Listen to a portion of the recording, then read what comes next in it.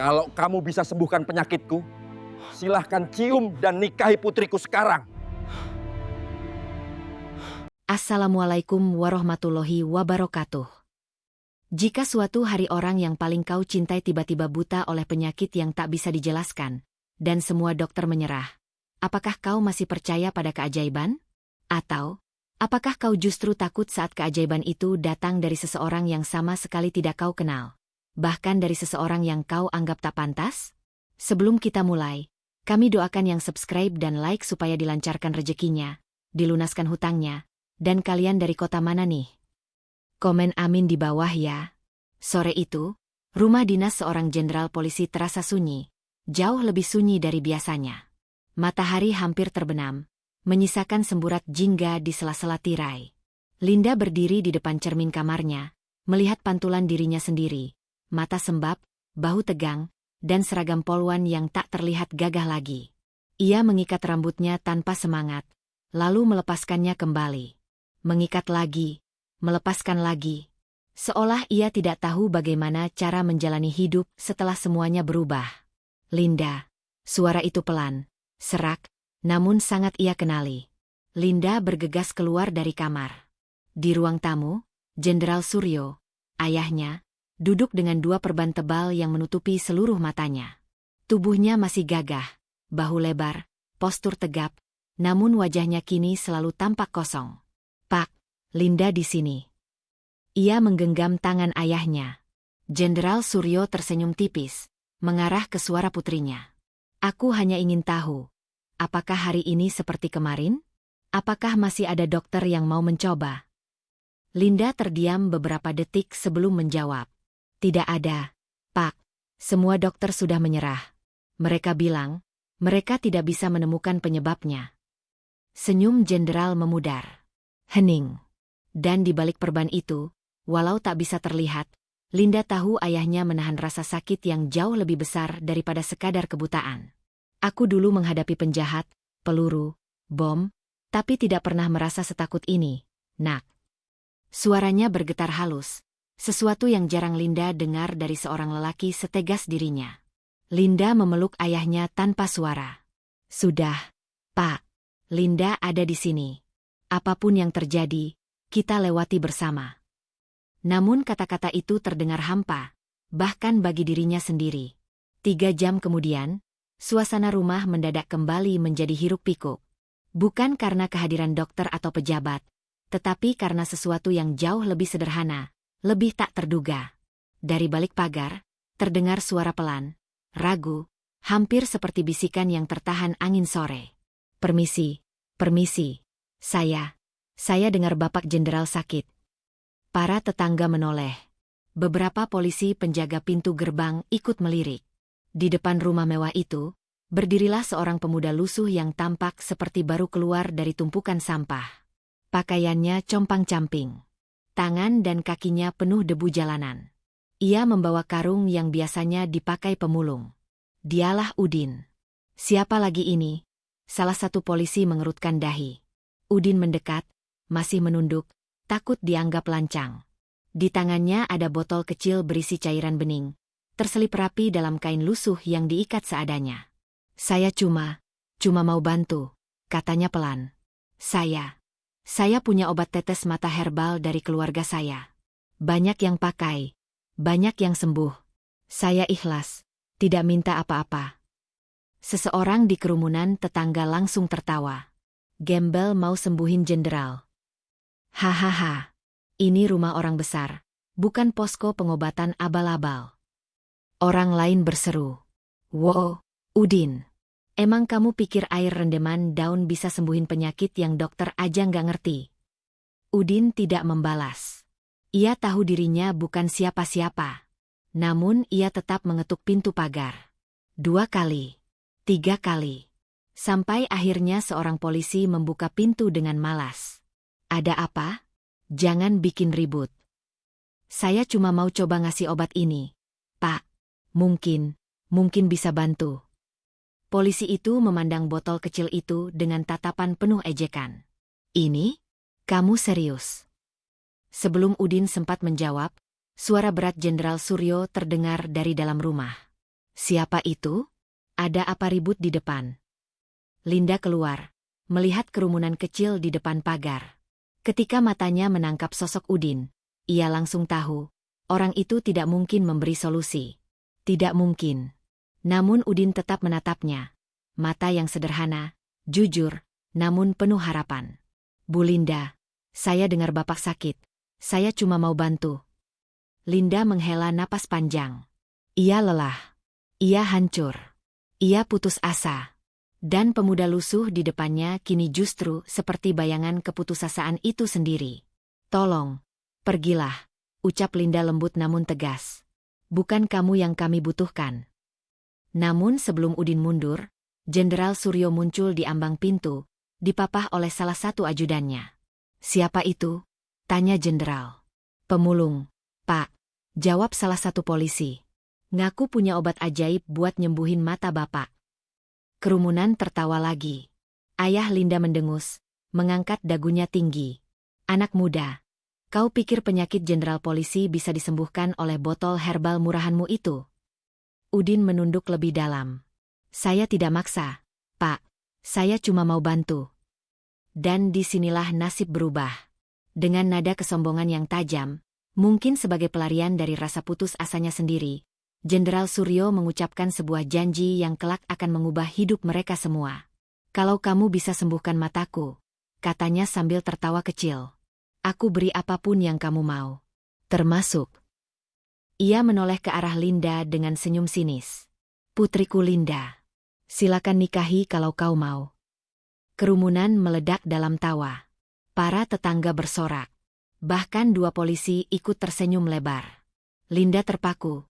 Jantungnya berdegup keras. Ayah, jangan bercanda seperti itu. Namun Jenderal Suryo hanya mengibaskan tangan. Udin menggenggam botol kecil itu erat. Ia tidak tersinggung. Tidak marah. Tidak mundur. Ia hanya berkata pelan, tetapi jelas. Kalau itu janji Bapak, saya terima. Dan disitulah, tanpa ada yang menyadarinya, takdir baru mulai berjalan. Udara di halaman rumah dinas Jenderal Suryo berubah berat setelah janji aneh itu terucap. Hujan sore mulai turun tipis, dan setiap tetesnya seperti mengetuk-ngetuk dada Linda yang berdebar penuh rasa tidak percaya. Bagaimana mungkin? Bagaimana mungkin ayahnya, seorang jenderal, tokoh besar yang disegani seluruh jajaran kepolisian, mengatakan hal senekat itu hanya karena kesombongan dan rasa putus asa? Polisi penjaga pintu gerbang masih tertawa sambil menatap Udin seolah ia sedang berada dalam panggung komedi. Tetangga yang berkerumun memandangnya seperti objek hiburan. Beberapa bahkan merekam kejadian itu dengan ponsel. Linda meremas lengan ayahnya. Ayah, ini tidak lucu. Sudah, ayo masuk. Namun Jenderal Suryo menepiskan tangan putrinya. Biarkan. Aku ingin tahu sejauh apa anak ini mau mempermalukan dirinya. Kata-kata itu terasa seperti mencabik hati Linda. Bukan karena Udin, tapi karena sikap ayahnya sendiri yang semakin hari semakin pahit. Seakan kebutaannya membunuh semua kelembutan yang dulu ia miliki. Udin tetap berdiri di bawah gerimis. Tubuhnya basah, karungnya menempel di punggung seperti beban dunia. Di tangan kirinya, botol tetes mata kecil itu tampak biasa. Tidak ada yang istimewa. Namun ekspresinya tidak berubah. Tidak gentar. Tidak mundur. Baik, Pak, katanya pelan. Kalau Bapak izinkan, saya akan coba sekarang. Kerumunan tertawa lagi. Lebih keras. Hah.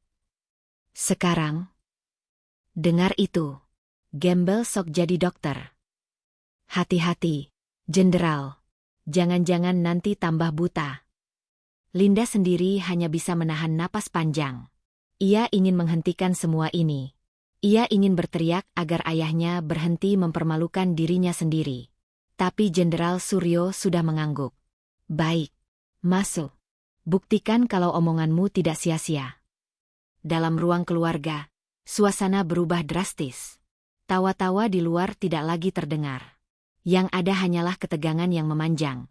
Seperti kabel listrik yang siap menyetrum kapan saja. Udin meletakkan karungnya di sudut ruangan, lalu duduk bersimpuh di depan kursi tempat Jenderal Suryo duduk. Linda menatapnya tajam.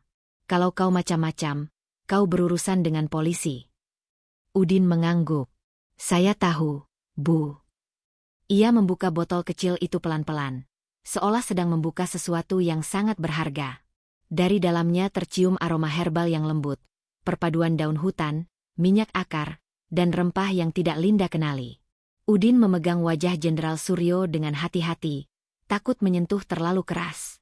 Tangan yang kotor, kasar, dan penuh luka karena pekerjaan berat sehari-hari itu menyentuh kulit seorang jenderal yang terbiasa hidup dalam kemewahan dan kehormatan. Kontras itu saja sudah cukup membuat Linda merasa tidak nyaman. Apa yang mau kau lakukan? Tanya jenderal. Pertama, saya buka perbannya, Pak, jawab Udin lembut. Linda hampir menghentikan, tetapi tangan ayahnya menahan. Perban itu dibuka perlahan.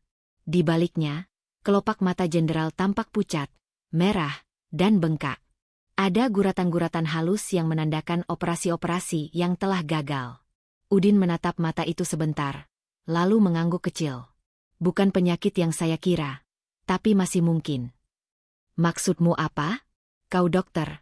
Tanya Linda tajam. Udin menggeleng. Saya tanya-tanya sama orang kampung dan dukun tua di desa. Keluarga saya dulu sering bantu orang pakai obat ini. Jadi memang dukun. Linda hampir teriak. Udin menggeleng cepat. Bukan, Bu. Saya cuma belajar dari nenek. Saya tidak bisa jamin apa-apa. Saya cuma coba membantu. Namun sebelum Linda menolak lagi, Jenderal Suryo berbicara. Lakukan. Kalimat itu seperti pintu yang tak bisa ditutup kembali. Udin meneteskan 2 tetes obat ke masing-masing mata jenderal. Aroma herbal langsung mengisi ruangan. Jenderal Suryo mengerang kecil, lalu menarik napas panjang. Panas, seperti ditusuk jarum. Memang begitu, Pak.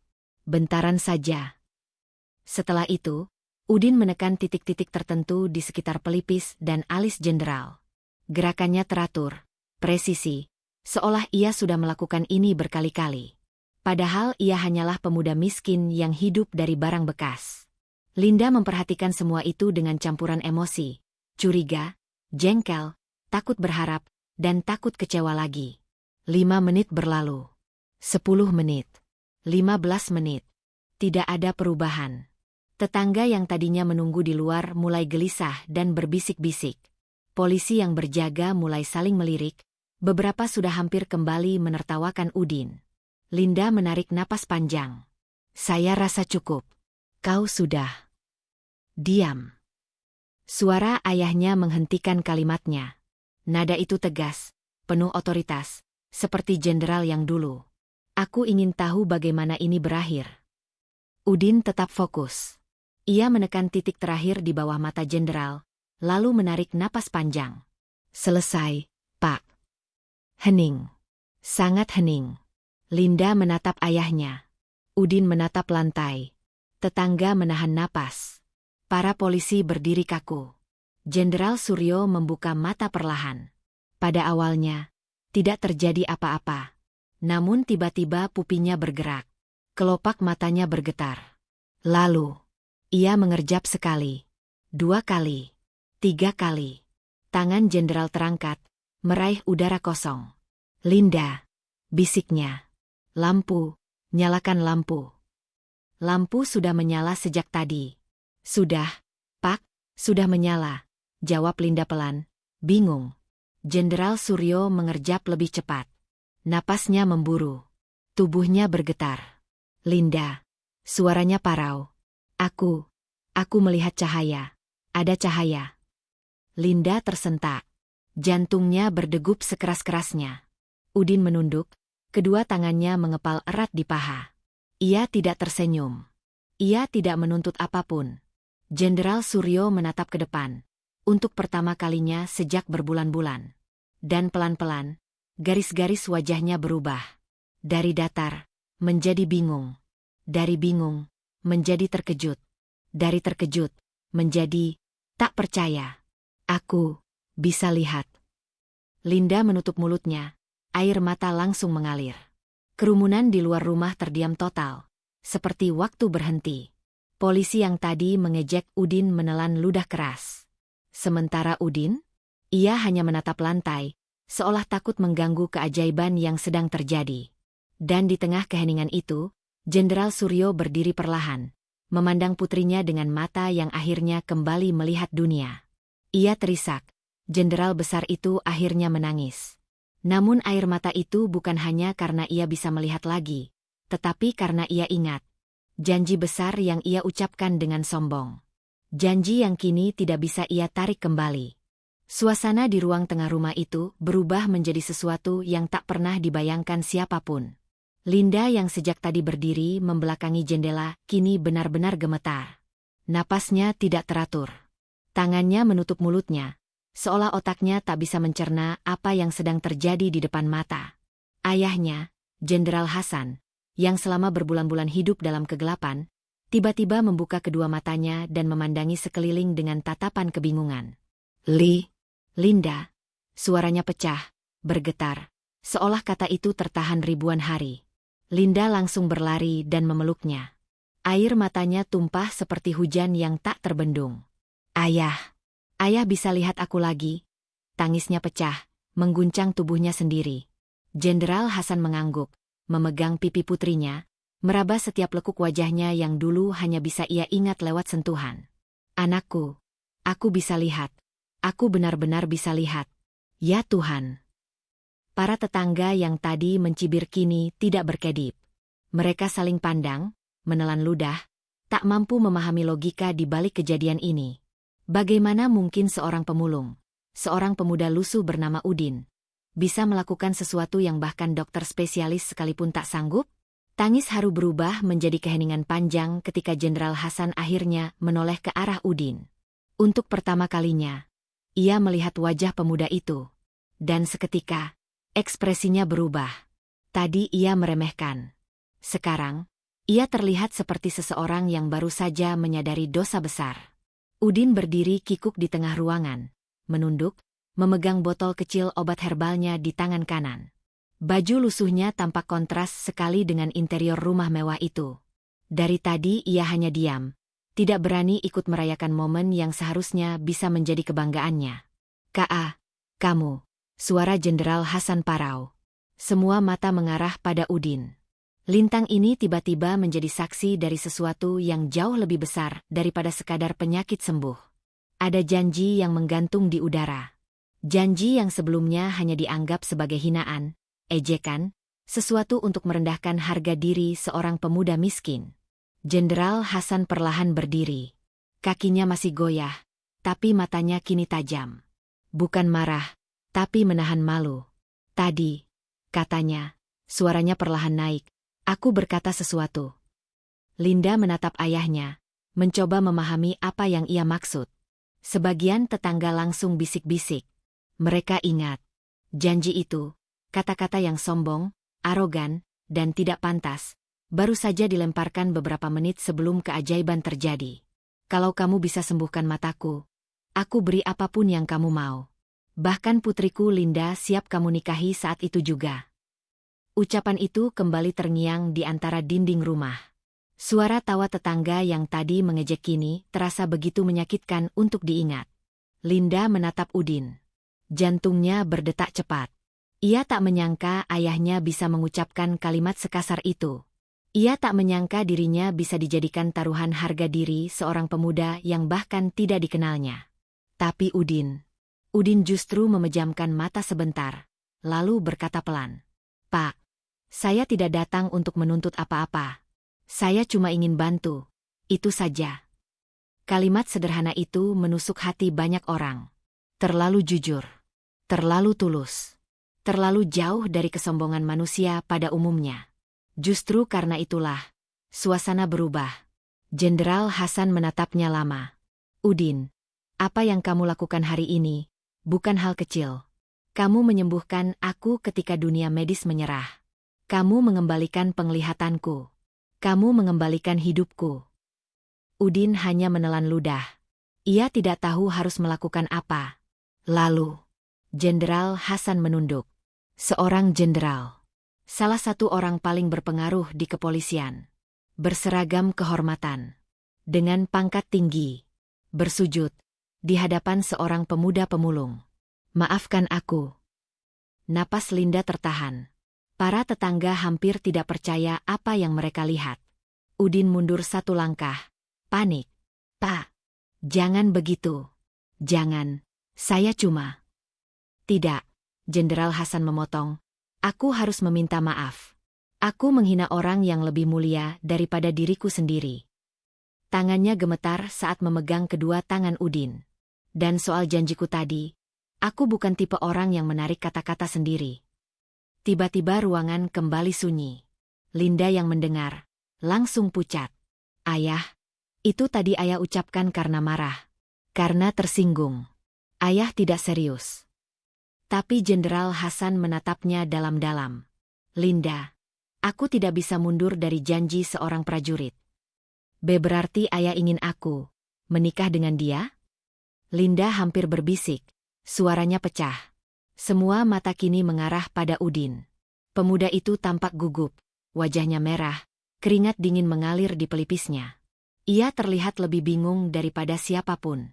Pak, Bu Linda, Saya bukan orang yang pantas. Saya cuma pemulung.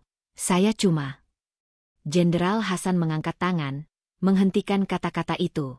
Udin, kamu menyelamatkan mataku. Kamu menyelamatkan hidupku. Dan kamu menyelamatkan harapan anakku. Ia menoleh pada Linda. Anakku, selama ini kau memikul beban sendirian. Kau menangis setiap malam. Kau kelelahan mencari harapan. Dan hari ini, pemuda ini memberi keajaiban yang tak pernah bisa kubalas. Linda menunduk, air matanya mengalir lagi, bukan karena sedih, tapi karena dia tahu ayahnya sedang berada dalam kondisi paling jujur sejak penyakit itu muncul. Udin menggigit bibirnya, lalu mengambil napas panjang. Saya tidak meminta apapun, Pak. Dan soal Bu Linda, saya bahkan tidak pernah berpikir sejauh itu. Jenderal Hasan memandangnya. Tapi janji tetap janji. Para tetangga terdiam.